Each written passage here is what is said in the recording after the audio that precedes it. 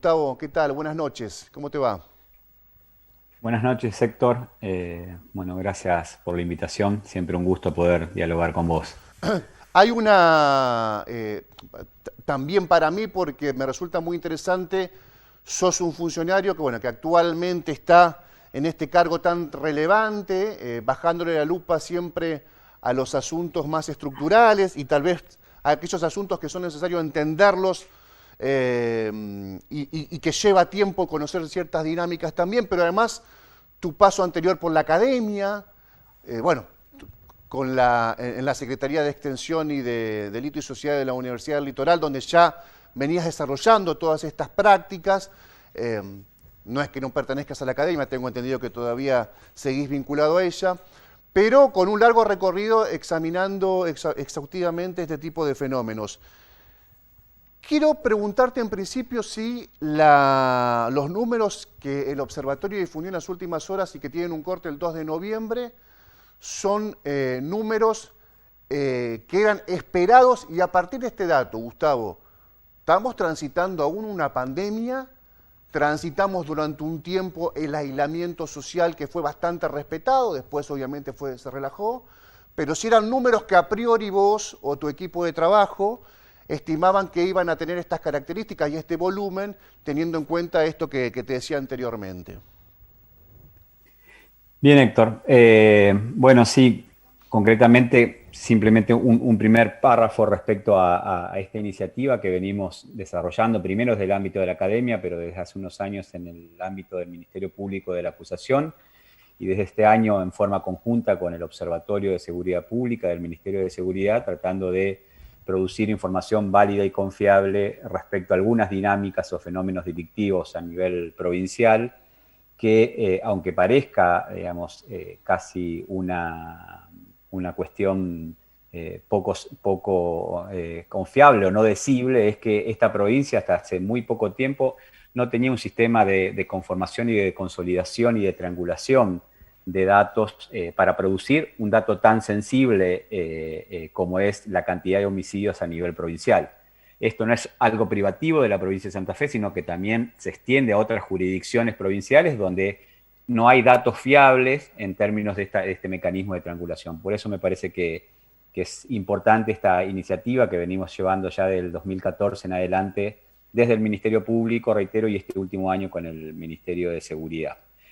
Efectivamente, uno puede pensar en términos de proyección que, dada estas características que muy bien mencionabas anteriormente en términos de contexto, o sea, una pandemia, con lo que implica fundamentalmente la no circulación por el espacio público, siendo que el espacio público es uno de los lugares, ¿no?, donde casi a nivel provincial casi 7 de cada 10 homicidios se Exacto. producen en la vía pública. La no restricción, digamos, la restricción de la circulación implicaría de alguna manera una posibilidad de un descenso concreto de la tasa de homicidio, más allá de otras cuestiones que podemos sino dialogar.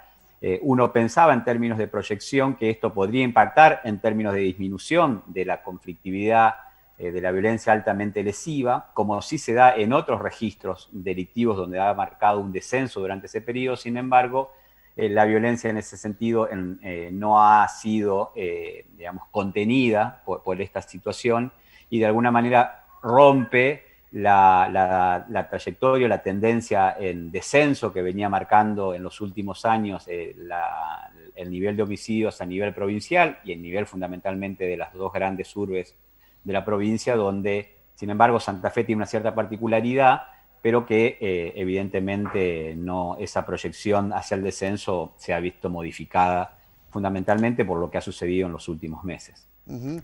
Hay A un da- principio de año, perdón. Sí, sí. Hay un dato que mencionaste vos respecto a que el espacio público, en un porcentaje bastante alto, es el contexto donde desarrollaron la mayor cantidad de homicidios relevados. Hay un dato que quiero preguntarte si forma parte de la media, por lo menos en la última década. A nivel provincial, el 5,6% de los casos fueron homicidios en ocasión de robo. A nivel provincial. En Santa Fe, poquito menos de la mitad, el 2,5%. Estos son guarismos que tienen que ver con un promedio o hubo alguna alteración este año concretamente, Gustavo? No, Héctor, vos sabés que es una de las particularidades que tiene la circulación de la violencia, digamos, en su expresión más paroxística, que es el homicidio. En la provincia de Santa Fe tiene esta característica, a diferencia de otras jurisdicciones provinciales, como por ejemplo lo que tenga que ver con provincia de Buenos Aires, Mendoza, Tucumán, donde históricamente en la provincia de Santa Fe los homicidios en ocasión de robo siempre han estado en números contenidos, ha sido un número bastante bajo. Esto es una continuidad que tenemos por lo menos desde el 2014, que venimos midiendo, digo, más rigurosamente este tipo de información y de datos. Y sí creo que es un dato significativo, como vos decís, a nivel provincial tiene... es, ¿no?, 5%, un poquito más del 5%, y a nivel del departamento de la capital es un poquito más bajo y es un poquito más alto el registro a nivel del departamento Rosario, pero siempre a niveles contenidos. Nunca superó el 10% de la cantidad de homicidios en el arco temporal anual. Hay un dato que sí, digamos, expresa un leve aumento, por lo menos lo que dice el informe, Gustavo, es que del universo total de homicidios en la provincia, 41 fue en perjuicio de mujeres, 41 fueron homicidios, fueron mujeres asesinadas. En el 54% de los casos están siendo investigados como femicidios. No siempre asesinar a una mujer representa un femicidio, ¿no? Tiene que reunir ciertos extremos, el odio hacia la mujer, alguna relación previa. Un asalto que termina en el homicidio de una mujer, habría que establecer, me parece que ahí no estamos hablando de femicidio. Sí, por ejemplo, cuando hay denuncias previas de la pareja que le pegaba o la pareja que le insultaba, hay testigos que puedan dar cuenta de eso, ahí me parece que está más enfocado hacia la figura del femicidio. De todas maneras, este 54% de femicidios investigados este año en la provincia es levemente mayor al del 2019 y mucho mayor al del 2018. ¿Qué explicación le das a esto, Gustavo?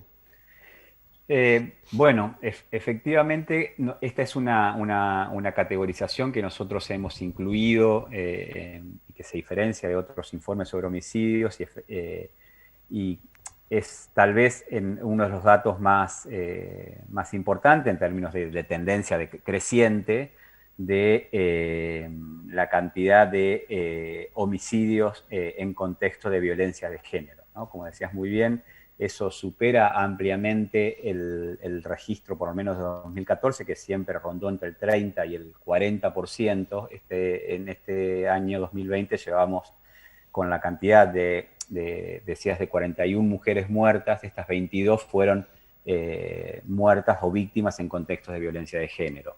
Esto también, ¿no?, hay que ponerlo o cruzarlo con otros datos que también estamos generando desde el Ministerio Público de la Acusación y que han tomado evidencia o connotación a nivel nacional, que es el aumento de las situaciones de violencia de género producto de la pandemia y aumento del destino de las cantidades horarias donde las parejas conviven, claro, dentro de un mismo espacio acotado. Esto ha significado un aumento considerable en general de las denuncias por violencia de género y creo que también aquí aparece un elemento que puede, al menos una variable para comprender por qué se da este aumento significativo en la provincia de Santa Fe. Uh-huh. Lo mencionábamos, creo que al principio también, el 75%, por lo menos en promedio, de los homicidios, en los homicidios se ha utilizado armas de fuego. Hay un dato que tiene que ver con el primer trimestre, me parece, de este año, que es los crímenes registrados en unidades penitenciarias, que durante varios años no aparecía como un dato tan relevante como sí apareció en esta oportunidad. Y te quería preguntar esto, Gustavo. de acuerdo a este modelo, este nuevo sistema de enjuiciamiento penal, que es relativamente joven, comenzó en el 2014, en febrero del 2014, ¿cuánto se considera un homicidio esclarecido? Bien. Nosotros hemos, y como sabes bien, en los informes que hemos venido publicando sistemáticamente desde el año 2014, y digamos, invito a acceder a aquellos que no lo han hecho a la página, al sitio web oficial del Ministerio Público, donde están allí alojados todos los informes. Nosotros desde el año 2014 hemos tratado de generar una innovación al momento de determinar cuando un homicidio está esclarecido. Entonces, el concepto de esclarecimiento es un concepto típicamente de la jerga policial, Claro. y que nosotros hemos tratado de establecer un estándar mucho más riguroso que tiene que ver con lo que llamamos la individualización formal. Esto es, cuando efectivamente un fiscal o una fiscal tienen los elementos ciertos para imputar a un individuo o una persona por la comisión de un homicidio, y esa imputación o bien se logra efectivizar porque la persona es detenida y se logra imputar a través de una audiencia pública, o bien porque existe un pedido de captura porque está prófuga la persona, pero que sin embargo hay elementos ciertos y serios dentro de la investigación penal que permiten al fiscal atribuirle esa responsabilidad penal a un sujeto. Esto de alguna manera, digo, es como subir un poco el estándar de cómo considerar un homicidio en términos de esclarecido, ¿no? Que esto como era la vieja categoría, o se sigue utilizando en otros contextos esa categoría. Esto me parece muy importante, Héctor, porque a nivel internacional siempre se ha establecido como una de las variables interpretativas para explicar el aumento de la violencia lo que se llaman las lógicas de encadenamiento producto de la impunidad. Esto es lo que se llaman homicidios sobre homicidios.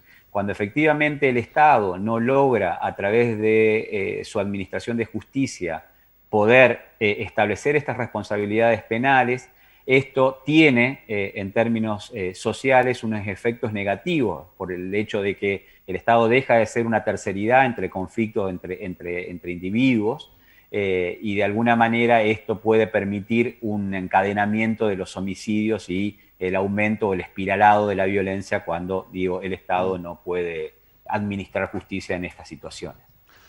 Gracias, Gustavo, por tu tiempo y por completarnos un poco la información que pudimos acceder. Bueno, que en realidad el propio observatorio se encargó de hacer llegar a los medios de comunicación, a algunos periodistas, así que te agradezco enormemente nuevamente la gentileza de haberte tomado un tiempo. Gracias. A vos, Héctor. Buenas noches. Muchas gracias.